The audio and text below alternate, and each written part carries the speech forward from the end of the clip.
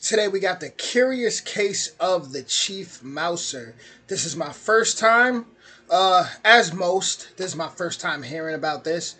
No clue who the Chief Mouser is, so that always brings me excitement. But with that being said, the original link will be in the description. Was smoking on my dragons, divine righteous almighty greats, overachieving, never slacking. Let's get to it. Here we go. Let's learn something. This episode is brought to you by CuriosityStream, a subscription streaming service that offers over 2,000 documentaries and non-fiction titles from some of the world's best filmmakers, including exclusive originals. Get unlimited access starting at just $2.99 a month. For our audience, the first 30 days are completely free if you sign up at curiositystream.com/brainfood and use the promo code BRAINFOOD. More on them in a bit. A while ago, we shared the story of FDC Willard, an ordinary house cat who ended up co-authoring a widely cited science paper on low-temperature physics. Today we're talking about an equally impressive tabby called Larry, who is, believe it or not, an official employee of the UK government. Originally appointed by then British Prime Minister David Cameron and continuing on with his post through the present Prime Minister Boris Johnson. This is despite Johnson's dog, a Jack Russell puppy named Dylan, and Larry's less than enthusiastic response to this new flatmate, with the 12-year-old cat tweeting, "Confirmation that Downing Street is going to the dogs." It's also noteworthy here that Larry has previously tweeted his aspirations to take the position of Prime Minister himself, caterwauling, "I'm announcing that I'm standing to become the next Prime Minister. If Boris Johnson is running, then people deserve a serious candidate too. Hashtag Larry for PM, hashtag Yes We Cat." Losing out on the position of PM, Larry has nonetheless managed to hold on to his post despite the power change. On that note, officially Larry's full title is Chief Mouser to the Cabinet Office of the United Kingdom of Great Britain and Northern Ireland, and his duties mainly involve keeping the famed residence of the Prime Minister, 10 Downing Street, free of... Something just hit me, guys. Let me make this a little bigger, because I know in the comments I seen somebody was asking if the videos could get a little bigger, so let me see if this is better. Pests such as mice and rats. Larry is one of only a handful of cats in British history to officially assume the role of Chief Mouser, though there have been many other cats that have served essentially the same role over the years who did so without the need for a fancy title or any taxpayer I feel like I've seen something like this in a movie.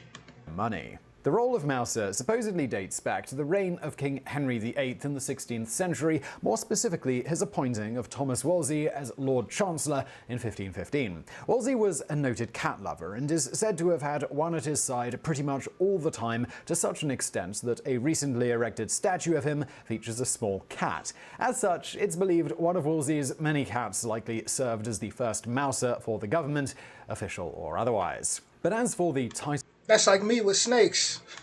Position, the records only go back as far as 1929, when it was noted that the Treasury authorised a set sum of money for the maintenance of an efficient cat. And if you're wondering, it's typical for such a cat to serve at number 10 under multiple prime ministers. For instance, one Peter III served as Chief Mouser from 1946 to 1964 under Prime Ministers Clement Attlee, Winston Churchill, Anthony Eden, Harold Macmillan, and Alec Douglas Home. Moving back to Larry, when David Cameron assumed office in 2010, 10 Downing Street didn't actually have a Chief Mouser, as the previous Mouser, Sybil, had retired in 2009, supposedly because then Prime Minister Gordon Brown didn't like her.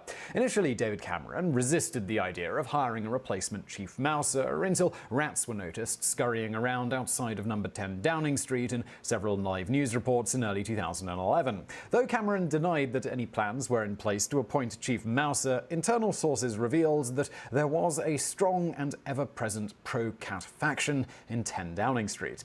Apparently, this mysterious faction were able to sway the Prime Minister because, despite his reservations, he and his family went to Battersea Dogs and Cats Home in February of that year and adopted Larry Cameron, with his tenure as Chief Mouser officially starting on February 15, 2011. And nepotism, it seems, knows no bounds. Needing to come up with a reason one of the Cameron surname would get such a prestigious position over so many other thousands of felines that had worked for years chasing rats and mice at various government offices, this is actually totally a thing, without so much as a good job from Mr. Cameron. According to official statements from the then Prime Minister's team, Larry Cameron was hired because of his time as a former stray, which they claim gave him a high chase drive and hunting instinct.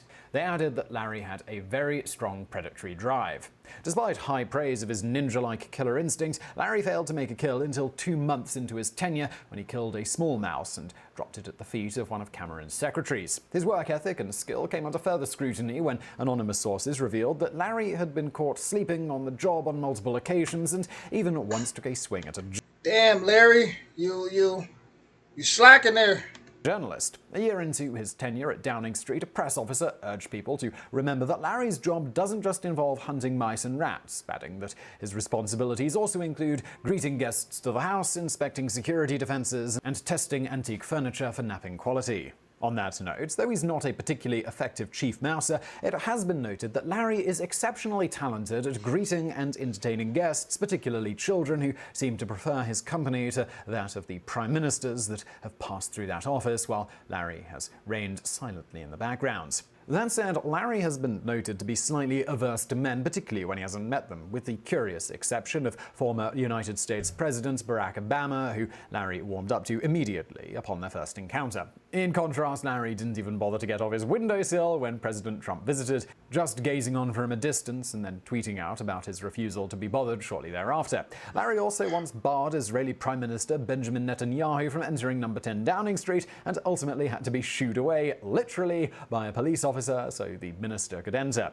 Larry also attends various benefits and charity events on behalf of the government in an official capacity. In regards to his more specific role of contemplating a solution to the mouse occupancy of the House, the UK's government website features the only known official government quote from Larry, though as alluded to, he does maintain a Twitter account for non-official correspondences. This states that his solution to the problem is in the tactical planning stage. There have been no updates on the status of this plan since, and he's been in the position for almost a decade now. Despite his lackluster work ethic and clearly being appointed to the position just because he'd scratched the backs of those in power, Larry captured the hearts of the people of Britain and has received many letters, treats, and gifts from admirers over the years. However, several years ago, Larry's position as chief mouser was put in jeopardy when a new, younger female cat called Freya was brought into number 10 Downing Street. Freya, who was presumed dead at just 6 months old when she went missing from her home in Notting Hill in 2009, was found alive and well over 2 years later and returned to her family. This was none other than the Chancellor of the Exchequer, George Osborne, and his family. They're the occupants of number 11 Downing Street. She immediately began giving Larry a run for his money. Along with being more proficient at killing mice than Larry, no doubt due to being toughened up via her life on the streets for 2 years, Freya was decidedly more politically inclined, preferring to spend her time in the restricted areas of 10 Downing Street, where secret military missions and other classified matters were discussed. Larry, on the other hand, at the time, mostly was just noted for falling asleep on David Cameron's suits. Back in 2022, I lost 2 very important people in my life. Big figures. It really wasn't until February in his personal bedroom. No doubt sleeping with the boss helped Larry keep his cushy government job despite not actually getting any results. For example, it was noted in one instance that Larry even outright refused to move when David Cameron saw a mouse run across the floor of his study. Cameron attempted to wake Larry up to do his job, but Larry just lay there uninterested in chasing the rodent. On another occasion, the Prime Minister hurled a piece of cutlery at the mouse during a dinner with his ministers when Larry was similarly too busy napping to catch it. The mouse escaped unharmed. This led to rumours that the Prime Minister and Larry did not see eye to eye, and perhaps even that Larry was on the take from the rodent Parliament of the United Kingdom of Great Britain and Northern Ireland, who was known to also conduct much of their business at number 10 Downing Street. As to the former accusation, a spokesman for the Prime Minister denied that there was any rift between Larry and David, releasing an official statement that the pair got on perfectly well. Nevertheless, Freya's results could not be ignored forever, and shortly after her introduction to the household in 2012, reports were issued stating that the 2 cats would share the job of chief mouser. This did not sit well with Larry, and the cats came to blows over the decision later that year, forcing the police to step in and separate them. According to eyewitness accounts, Freya was the clear winner of the fight, no doubt again thanks to her experience living on the streets. Larry once again became the sole chief mouser in 2014 when Freya was hit by a car. Although she survived at the cost of one of her 9 lives, her owner decided to send her to the countryside, claiming she wasn't cut out for city life, despite the fact that she'd lived on the streets for over 2 years at one point, leading some to speculate that the move was perhaps for her own protection. While there's no evidence suggesting foul play on Larry's behalf, those in the know have indicated that it can't be fully ruled out. It should be noted here that Larry has had occasional run-ins with the law, such as in 2015 when a police sniffer dog, Bailey, and Larry got into a heated altercation over matters that were curiously not made public. Maybe it's all a government cover-up. Since then, Larry has caused yet more controversy by failing to protect number 10 Downing Street from an errant heron and not being around to capture a mouse that was later caught by the aforementioned Chancellor of the Exchequer and former owner of Freya, George Osborne. This led to rumours that Osborne might usurp Larry's position, as his pet had once done. No doubt, out of fear of having his own little automobile accident, Osborne has never pursued the position, despite his obvious skill. Curiously, despite the run-ins with the law, obvious government cover-ups, now 3 different prime ministers passing through during his tenure, and a complete lack of results, Larry's position, which comes with no salary but still somehow finds him able to afford his life in the lap of luxury, continues to remain. Speaking of the lap of luxury, were you aware that at one point in time, Howard Hughes bought an entire TV station just so he could call them up at any time and tell them what to play so he could watch what he wanted, whenever he wanted? Well, thanks to CuriosityStream, today's sponsor, you don't have to buy a TV station to achieve the same thing. You just need $2.99 a month, and you'll get access to 2,000 documentaries and non-fiction titles from some of the world's best filmmakers, including exclusive originals. So yes, for less than the price of a cup of coffee a month, you can have something better than what a billionaire had just a few decades ago. And you can also watch it on your phone, something Hughes couldn't even possibly have understood. So you can get unlimited access for just $2.99 a month, and for our audience, the first 30 days are completely free if you sign up at curiositystream.com/brainfood and use the promo code BRAINFOOD, all one word lowercase, during the sign-up process. What I love about CuriosityStream is that you can just go to the platform, you can pick something from the homepage, and the reality is you've probably just found some documentary series that you've never heard of. Like, I went on there the other day, I wanted to watch something, and I clicked on, pretty much just randomly, a show called Redesign My Brain. It's a documentary from 2013 out of Australia. I've never heard of it. There's some dude who basically tries to train himself to be smarter and more creative with science. It's a really good show. It's one of those ones you're like, how did I not know about this? And this is basically what happens on CuriosityStream when you get it. You can find out about that in those 30 days for free. So go to curiositystream.com/brainfood, get those 30 days for free, and then it starts at just $2.99 a month. So yeah, it's pretty great. There's also a link below. And let's get into a bonus fact. Speaking of a cat running for Prime Minister, while Larry may have missed his opportunity for power, a dog named Bosco Ramos, a black lab Rottweiler mix, was genuinely elected mayor of an unincorporated, census-designated place in California called Sunol in 1981, serving in the role for 13 years until he died. How he got into the job in the first place was simply that his owner thought the whole thing would be funny, so entered him in the race under the platform Dogs Are People Too, and with campaign promises including a bone in every dish, a cat in every tree, and a fire hydrant on every corner. Bosco was not only elected, but even ran against 2 human beings, both of whom he beat in a landslide.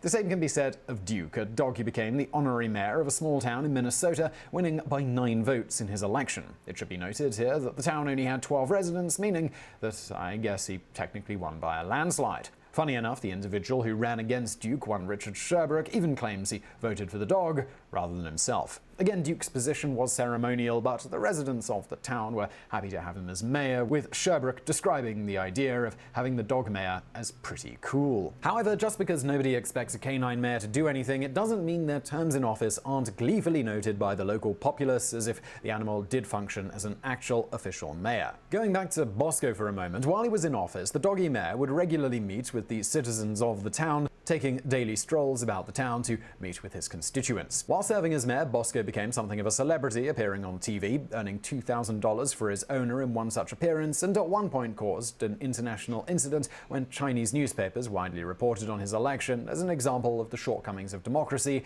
and why it should be avoided. Bosco literally took all of this in his stride, and when the Tiananmen Square incident happened in 1989, he was invited to join protests organized by students at Berkeley and Stanford in front of the Chinese embassy as an honored guest. His owner accepted the offer. Bosco also led the Halloween parade every year and attended formal events wearing a doggy tuxedo. When he wasn't being formal, Bosco was recognizable due to his habit of wearing a red bandana. It wasn't all smooth sailing for Bosco, though, and his tenure wasn't without controversy, one of the most infamous being his liaisons with numerous female dogs while on the clock, resulting in numerous illegitimate pups being sired. In addition, Bosco also went missing for a week in 1987, turning up a week later with a stick in his mouth. He's never revealed where he went, so it's assumed he was enjoying a raunchy rendezvous with a female dog. Bosco also frequently got caught being bribed with ice cream and would act aggressively when people withheld his favorite treat, beef jerky. After his death in 1994, the people of Sunol paid tribute to Bosco by erecting a bronze bust of the world's first canine mayor. Despite his well-known love of formal clothing, the artist responsible for Bosco's statue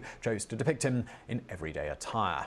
So I really hope you found that video interesting. If you did, smash that like button below and do not forget to subscribe. Brand new videos just like this every day of the week. And please do check out our great sponsor, Curiosity Stream, 30 days for free. Link below. And thank you for watching. Well, shout out to Bosco there for leading the Halloween parade. Me being a Halloween lover, I definitely appreciate that. But as far as Larry, I mean, whew. From meeting presidents to run-ins with the law. I mean, Larry, you've had quite a life, Chief Mouser. I definitely feel like I came across his Twitter page before. I'm pretty sure I did. I'm about to look it up, but it's interesting the positions that animals can play in our society. I think that was pretty cool, and Larry had a heck of a lifestyle. A lot of humor there. But if you've ever met Larry, right? If you've ever met Larry, let me know in the comments. I definitely would be looking forward to hearing how it was, your introduction to Larry. If you ever came across each other, how was the group? Did he have security? Probably, right? But with that being said, original link in the description, and I'll be back with more soon. Much love, yeah.